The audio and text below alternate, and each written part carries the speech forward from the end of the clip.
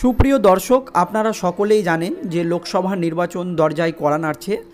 আর এই আবহেই তৃণমূলের second in command অভিষেক বন্দ্যোপাধ্যায়ের হেলিকপ্টারে একেবারে আয়কর হানা। কাল আয়কর হানা হয়েছে, অর্থাৎ রবিবার। আর এই নিয়েই মুখ খুললেন তৃণমূল সুপ্রিমো মুখ্যমন্ত্রী মমতা বন্দ্যোপাধ্যায়।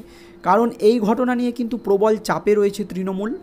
আজ হয়তো তৃণমূলের সেকেন্ড ইন কমান্ড অভিষেক বন্দ্যোপাধ্যায়ের চপারে আয়কর হানা হয়েছে, কাল হয়তো মুখ্যমন্ত্রী মমতা বন্দ্যোপাধ্যায়ের হেলিকপ্টারে আয়কর হানা হয়ে যেতে পারে এবং তিনি গ্রেপ্তারের আশঙ্কা করছেন। এবং মুখ্যমন্ত্রী নিজে কথা বলেছেন যে অভিষেক বন্দ্যোপাধ্যায়ের হেলিকপ্টারে সোনা আর টাকা নাকি রয়েছে। এছাড়াও তিনি আরও কিছু মন্তব্য করেছেন আজ কোচবিহারের সভা থেকে। তো তিনি কি বলেছেন, কি প্রতিক্রিয়া দিয়েছেন, সম্পূর্ণটাই জানবো আজকের এই প্রতিবেদনে। তো আপনারা আজকের এই প্রতিবেদনটি সম্পূর্ণ দেখুন।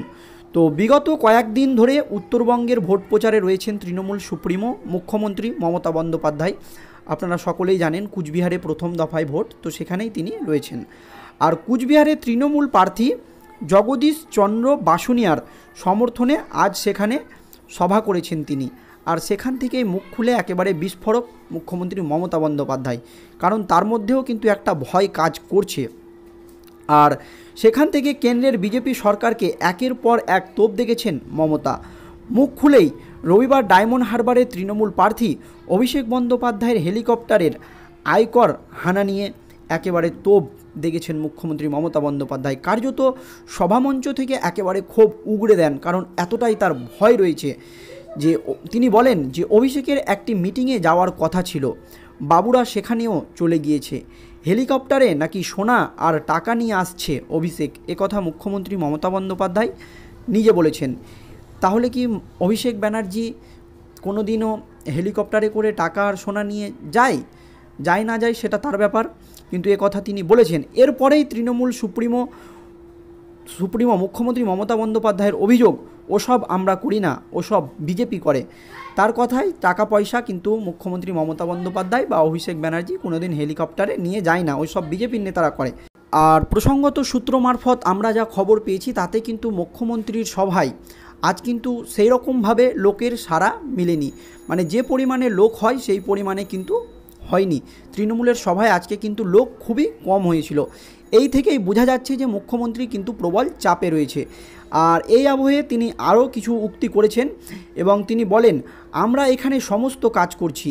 তিনি বলেন যে কুচবিহারে আমরা সমস্ত ধরনের কাজ করছি আর ওরা টাকা আটকে রেখেছে। কেন্দ্রীয় সরকারের বিরুদ্ধে টাকা আটকে রাখার অভিযোগ কিন্তু মুখ্যমন্ত্রী মমতা বন্দ্যোপাধ্যায় করেছে। আপনারা সকলেই জানেন যে কেন্দ্রের মোদী সরকার কেন টাকা আটকে রেখেছে, কারণ সঠিক হিসেব দিতে পারেনি আমাদের রাজ্যের সরকার, সেই জন্যই কিন্তু টাকাগুলো আমাদের আটকে রয়েছে।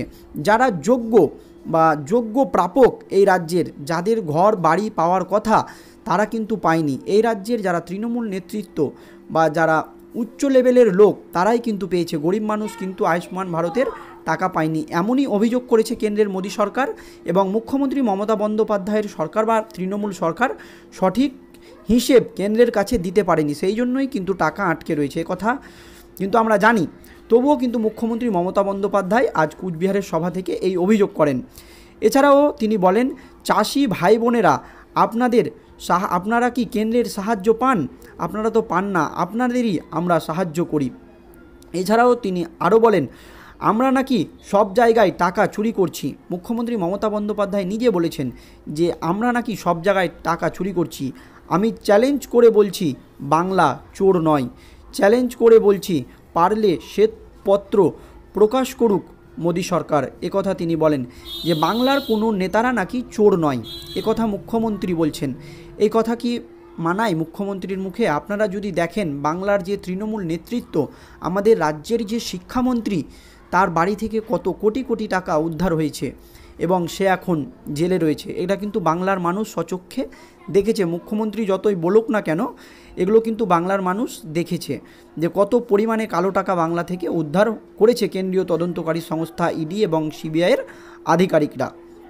তবুও তিনি বলছেন। এছাড়াও তিনি বলেন, মিথ্যে বদনাম দিচ্ছে আমাদের নামে। এসব কথা বলে 3 বছর ধরে 100 দিনের টাকা আটকে রেখেছে। আজকে তোমরা বাংলা থেকে সব কেড়ে নিয়ে যাচ্ছ আর কোনো টাকা দিচ্ছে না বলেন মুখ্যমন্ত্রী।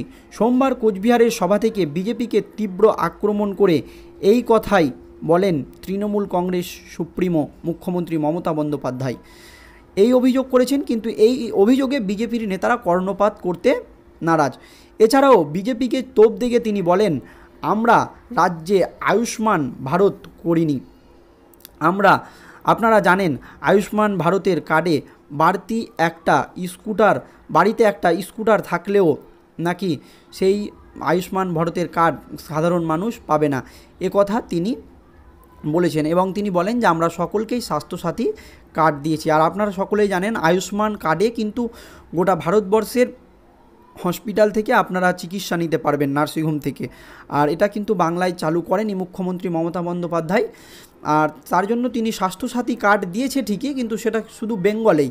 আর আপনারা জানেন যে বেঙ্গলের চিকিৎসা ব্যবস্থা কতটা উন্নত। আর আমাদের যারা অসুস্থ হয় তাদের সকলকেই কিন্তু ভেলোর ছুটতে হয়। তো আয়ুষ্মান ভারতের কার্ডটা যদি আমাদের হাতে থাকতো তাহলে হয়তো আমরা আমাদের দেশের যে কোনো রাজ্যে গিয়েই সেই সুবিধাগুলো পেতাম। তো সেটা কিন্তু আমাদের রাজ্যে চালু হয়নি, কথা কিন্তু বলেছেন মুখ্যমন্ত্রী মমতা বন্দ্যোপাধ্যায়। এছাড়াও আপনারা জানেন যে রামনবমী নিয়েও মুখ্যমন্ত্রী মমতা বন্দ্যোপাধ্যায় মুখ খুলেছেন এবং তিনি রাজ্য সরকার বিভিন্ন জায়গায় রামনবমীর মিছিলের অনুমতি না দিলেও হাইকোর্টে কিন্তু মুখ থুবড়ে পড়েছে এই নিয়ে রাজ্য সরকার। হাইকোর্ট কিন্তু রামনবমীর মিছিলের অনুমতি দিয়েছে, তা নিয়েও কিন্তু প্রবল চাপে রয়েছে রাজ্য সরকার, আপনারা সকলেই জানেন। এছাড়াও বিভিন্ন রকমের দুর্নীতি ইস্যুতে একেবারে জেরবার শাসক দল তৃণমূল কংগ্রেস। আর মোদী সরকারকে এইভাবে আক্রমণ করলেও এতে বিজেপির নেতারা কোনো প্রতিক্রিয়া দেখায়নি, কারণ কুচবিহারের সভা থেকে মুখ্যমন্ত্রী যে আক্রমণ করেছেন সেখান থেকে বিজেপির কোনো পাল্টা প্রতিক্রিয়া এখনও পাওয়া যায়নি, কারণ মুখ্যমন্ত্রীর কথায় বিজেপি নেতৃত্ব এখন গুরুত্ব দিতে নারাজ। আর মুখ্যমন্ত্রীর যে সভা, কুচবিহারের সভা কিন্তু আজকে খুব একটা সফল হয়নি বলেই সূত্রের খবর।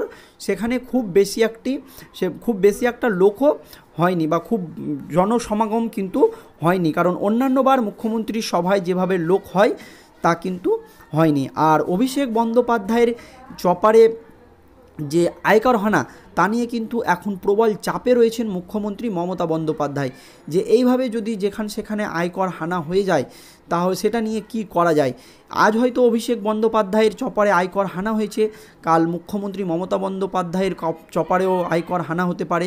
তো কী কারণে হচ্ছে তা নিয়ে কিন্তু প্রবল চিন্তিত বাংলার মুখ্যমন্ত্রী মমতা বন্দ্যোপাধ্যায়। তো বিজেপি এখন এই নিয়ে কি অ্যাকশন নেয় বা কি প্রতিক্রিয়া দেয় মুখ্যমন্ত্রীর এই ভাষণের পরিপ্রেক্ষিতে, এখন সেটাই দেখার বাকি।